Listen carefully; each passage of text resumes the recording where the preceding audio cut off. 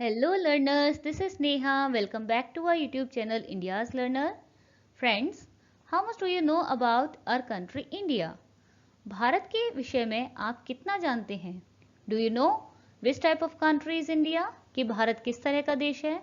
और what is the nature of the Indian society? और भारतीय समाज का स्वरूप किस तरह का है?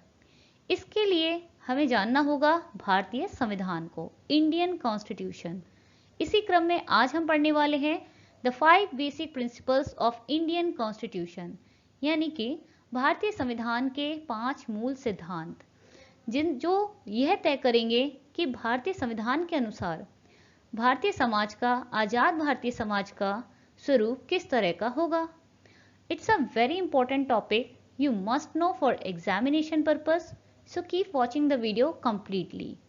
And let's start the video and know about each of the basic principle in detail one by one. But before that we must know, हमें जानना होगा where are these 5 basic principles are shown, are mentioned in the Indian Constitution. So that for that we continue. So in the first page of the Constitution of India, that is called preamble, प्रस्तावना या उद्देशिका भी इसे कहते हैं, here the 5 basic principles are shown, so we must read it out at once. एक बार हमें इसे पढ़ लेना होगा completely to know, यह जानने के लिए कि क्या कहा गया है संविधान के द्वारा भारतीय समाज के विषय में, या हम किन आदर्शों और मूल्यों को हमने स्वीकारा है। तो एक बार पढ़ लेंगे। We the people of India, हम भारत के लोग भारत को क्या बनाने के लिए, देखेंगे, sovereign, socialist, secular, democratic Republic, Bharat को क्या बनाने के लिए, एक संपूर्ण प्रभुत्व संपन्न समाजवादी पंथ निरपेक्ष लोकतंत्रात्मक गणराज्य बनाने के लिए और उसके समस्त नागरिकों को सामाजिक, आर्थिक और राजनैतिक न्याय दिलाने के लिए विचार, अभिव्यक्ति, विश्वास, धर्म और उपासना की स्वतंत्रता के लिए प्रतिष्ठा और अवसर की समता या समानता प्राप्त कराने के लिए तथा उन सब में व्यक्ति की गरिमा और राष्ट्र की एकता और अखंडता सुनिश्चित करने वाली बंधुता को बढ़ाने के लिए। तो वहीं हम देखें, to secure all its citizens justice, social, economic and political, liberty of thought, expression, belief, faith and worship, equality of status and opportunity, and to promote among them all, and fraternity, assuring the dignity of the individual and the unity and integrity of the nation. दृढ़ संकल्प होकर अपनी विधान सभा में आज की तारीख 26 नवंबर 1949 यानी 1949 मिति मार्गशीर्ष शुक्ल सप्तमी संवत 2006 विक्रमी को एतत् द्वारा इस संविधान को अंगीकृत, अधिनियमित और आत्मार्पित करते हैं। In our constituent assembly this 26th day of November 1949 to hereby adopt, enact and give to ourselves this constitution. इस तरह भारत की प्रस्तावना, संविधान या प्रियम्बल में यह कहा गया है कि 5 बेसिक प्रिंसिपल्स कौन से हमारे पास, these are sovereign, socialist, secular, democratic, republic. Here these are mentioned in Hindi. You can see the संपूर्ण प्रभुत्व संपन्न समाजवादी पंथ निरपेक्ष लोकतंत्रात्मक गणराज्य. यह 5 मूल सिद्धांत हैं और साथ ही कुछ मूल आदर्शों को भी दिखाया गया है, जैसे कि जस्टिस है, लिबर्टी है, इक्वालिटी है या फ्रेटर्निटी है, जिसे हम कहेंगे न्याय, स्वतंत्रता, समता, राष्ट्र की एकता और अखंडता. इस तरह यह भी देखा गया है कि जो भारतीय संविधान है, जैसा कि हम सभी जानते हैं कि इसे 26 जनवरी 1950 को पूरे देश में संपूर्ण रूप से लागू किया गया था। तो वहीं आप प्रियम्बल में यह जान सकते हैं, दैट इज इम्पॉर्टेंट और कभी भी एग्जाम में पूछा जा सकता है कि भारतीय संविधान को कब संविधान सभा के द्वारा स्वीकार किया गया था। तो यहाँ पर आप डेट देख सकते हैं 26 नवंबर 1949, 26 नवंबर 1949 में बनकर तैयार हो गया था, संविधान सभा ने इसे स्वीकार कर लिया था। और देश में जो है, पूरे देश में जो अप्लाई किया गया था इसको, वो किया गया था 26 जनवरी 1950। तो इस तरह हमने देखा कि हमारे पास जो 5 बेसिक प्रिंसिपल्स हैं वो कौन कौन से हैं। फर्स्ट, द सोवरेन, संपूर्ण प्रभुत्व संपन्न, सोशलिस्ट समाजवादी, पंथ निरपेक्ष सेक्युलर, लोकतंत्रात्मक डेमोक्रेटिक, गणराज्य रिपब्लिक। यानी हम भारत के लोग भारत को एक कैसा देश बनाना चाहते हैं, संपूर्ण प्रभुत्व संपन्न, समाजवादी, पंथ निरपेक्ष, लोकतंत्रात्मक, गणराज्य, यानी कि एक sovereign, socialist, secular, democratic republic बनाना चाहते हैं। अब इन 5 मूल सिद्धांतों में जो वर्ड है सेक्युलर और democratic, secular and socialist, these two terminology, these two basic principles are added later in the 42nd amendment of the constitution that is held in 1976. 1976 में 1976 में 42वां संविधान संशोधन के अनुसार जो है के अकॉर्डिंग ये 2 मूल सिद्धांतों को जोड़ा गया था मूल भारतीय संविधान की उद्देशिका में, यानी कि समाजवादी और पंथ निरपेक्ष। इन 2 जो आदर्श हैं उन्हें जोड़ा गया था। चलिए जानते हैं एक एक करके इन सभी मूल सिद्धांतों के बारे में कि ये क्या कहते हैं और किस तरह इनको डिफाइन किया जाएगा, किस बारे में बताते हैं ये। आगे बढ़ेंगे इसके लिए। सबसे पहले हम जानेंगे किसके बारे में, प्रियम्बल के बारे में, कि प्रियम्बल क्या है। प्रियम्बल प्रस्तावना, भारतीय संविधान की प्रस्तावना है ये। Just like a preface of a book, it is a introductory part of the constitution. क्या दिखाता है, जैसा कि अभी हमने देखा, it contains the basic principles and ideals of the constitution. यह संविधान के कुछ मूल आदर्शों और सिद्धांतों को दर्शाता है, दिखाता है कि हमारे भारतीय समाज का स्वरूप किस तरह का है। साथ ही यह बताता है, it shows the fundamental nature of the Indian Republic, कि भारत जो देश है उसकी सोसाइटी का जो फंडामेंटल नेचर है वह क्या है और बेसिक प्रिंसिपल्स और आइडियल्स किस तरह के हैं। वहीं हम देखें कि सबसे पहले हम जानेंगे इसके बारे में, first principle that is set sovereign, प्रभुत्व संपन्न।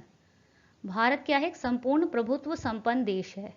इससे मतलब है हमारा कि that India is independent and free from external control, कि भारत कैसा है, एक आजाद देश है, स्वतंत्र देश है, and it's free from external control. अब इस पर किसी भी तरह के विदेशी ताकतों का, विदेशी देशों का, विदेशियों का किसी तरह का कोई दबाव नहीं है, उनके कंट्रोल से बाहर है।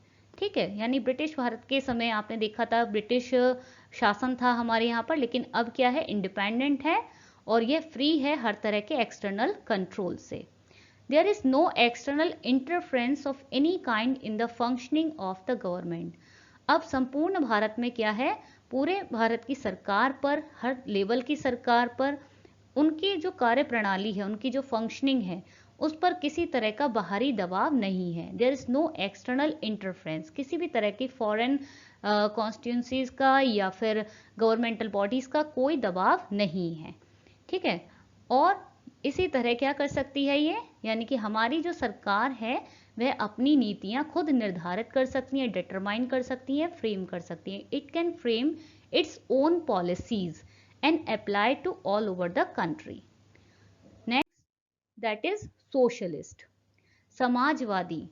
यह क्या बताता है कि भारत एक समाजवादी देश है।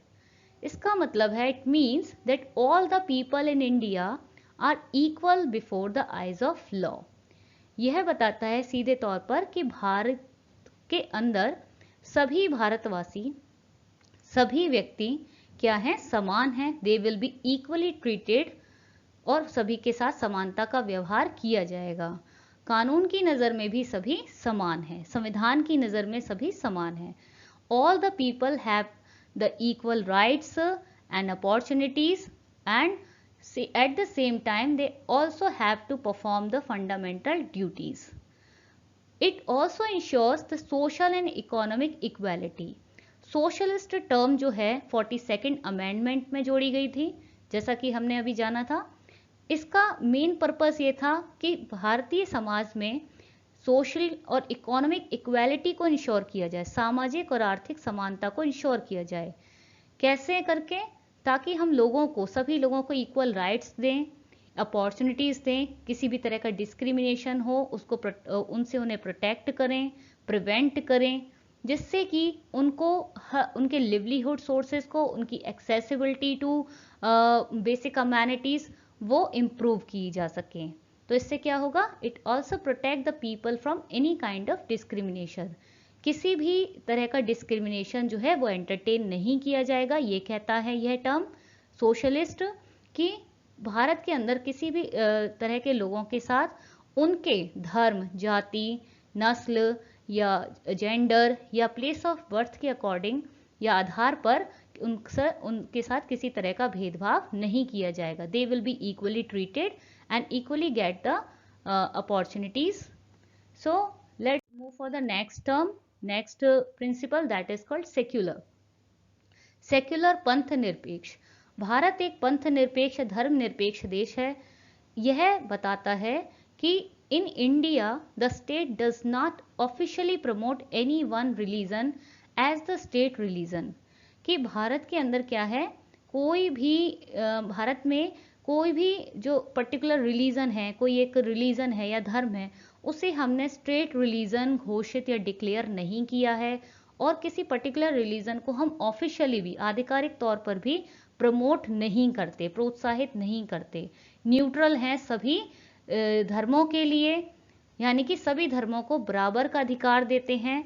It doesn't make any discrimination on the grounds of religion. साथ ही लोगों के साथ धर्म के आधार पर किसी तरह का भेदभाव को प्रोत्साहित नहीं किया जाता, यह कहता है सेक्युलर। और all the persons are free to practise, preach and profess any religion of their choice. यह भी कहता है कि सभी व्यक्ति, भारत के अंदर सभी व्यक्ति किसी भी धर्म को मानने के लिए, सिर्फ अपना ही नहीं बल्कि किसी भी धर्म को मानने के लिए और उससे रिलेटेड प्रचार प्रसार करने के लिए और उनसे रिलेटेड जो रिचुअल्स हैं, ट्रेडिशंस हैं या सेलिब्रेशन हैं वो करने के लिए पूरी तरह से स्वतंत्र हैं। यह कहता है सेक्युलरिज्म। तो वही हम देखें, नेक्स्ट इज डेमोक्रेटिक। जानते ही हैं कि भारत क्या है, India is the largest democracy बोला गया है। तो डेमोक्रेटिक क्या है, यह टर्म क्या बताता है? अब्राहम लिंकन ने एक बहुत अच्छी एक डेफिनेशन दी है। It means that government of the people, by the people and for the people. Democracy या डेमोक्रेटिक जो है हमारी देश भारत, वह कैसा देश है, यहाँ की सरकार कैसी है? यहाँ की सरकार चुनने के लिए जो लोग हैं हमारे वही जिम्मेदार हैं, उनके पास राइट्स हैं, राइट टू वोट है, जिसके थ्रू वो क्या कर सकते हैं, सरकार चुनते हैं। इस तरह हमारी सरकार किस तरह की है, लोकतंत्रात्मक है। हमारी सरकार कैसी है, of the people, by the people and for the people. लोगों के द्वारा ही, लोगों के लिए, लोगों पर शासन है। इसे कहते हैं डेमोक्रेटिक। और इंडिया में, in India people elect their government at all the levels by the method of universal adult franchise. तो यहाँ पर लोगों के पास क्या है, राइट टू वोट है, यानी कि यूनिवर्सल एडल्ट फ्रेंचाइजी की मेथड की वजह से, यानी कि सार्वभौमिक वयस्क मताधिकार के कारण हमारे यहाँ जो लोग हैं वो क्या कर सकते हैं, अलग अलग लेवल्स पर गवर्नमेंट के रिप्रेजेंटेटिव्स का चुनाव कर सकते हैं और अपने लिए एक अच्छी सरकार ला सकते हैं। सरकार बनाने का अधिकार किसके पास है, जनता के पास है। तो डेमोक्रेटिक के बाद हम देखेंगे the next term, that is Republic. गणराज्य, गणतंत्र। हम हर वर्ष गणतंत्र दिवस मनाते हैं, पर हम क्या जानते हैं कि गणतंत्र का मतलब क्या है, गणराज्य का मतलब क्या है? It means in India the head of the Indian Union is the president who is elected by the people's representatives. इसका अर्थ ये है कि भारत में क्या है, जो हमारे पूरे भारत देश का एक हेड है, मुखिया है, the head of Indian union is the president, वो क्या है, राष्ट्रपति है। और राष्ट्रपति कैसा है, किस तरह का व्यक्ति है, कोई हेरिडिटरी रूलर नहीं है, कोई मोनार्क नहीं है, वह क्या है, पीपल्स रिप्रेजेंटेटिव्स है। कि इस तरह से इनडायरेक्टली जो हमने पीपल्स रिप्रेजेंटेटिव्स भेजे हैं अलग अलग गवर्नमेंटल बॉडीज में, ऑर्गन्स में, उनके द्वारा चुना हुआ वह व्यक्ति है जो कि क्या है, कंट्री का हेड है और हमारा रिप्रेजेंटेटिव्स है। यानी कि किसी तरह का वो क्या नहीं है, मोनार्क नहीं है। India does not have a monarch, monarch नहीं है, कोई राजशाही नहीं है, ऐसा व्यक्ति है जो कि लोगों का रिप्रेजेंटेटिव है। और उसे किसने चुना है, जो हमारे चुने हुए रिप्रेजेंटेटिव्स हैं लेजिस्लेचर में या एग्जीक्यूटिव में, उन लोगों ने चुन करके इसे जो है चुना है हमारे लिए as a head of the Indian union. तो इस तरह से हमने इन 5 मूल सिद्धांतों के विषय में पढ़ लिया है, जान लिया है, समझ लिया है। और आपको अगर वीडियो अच्छा लगा हो तो उसको लाइक और शेयर ज़रूर करें और कमेंट भी अपने कमेंट सेक्शन बॉक्स में भेजें। And for such more video subscribe the channels and thanks for watching the video. Thank you once again।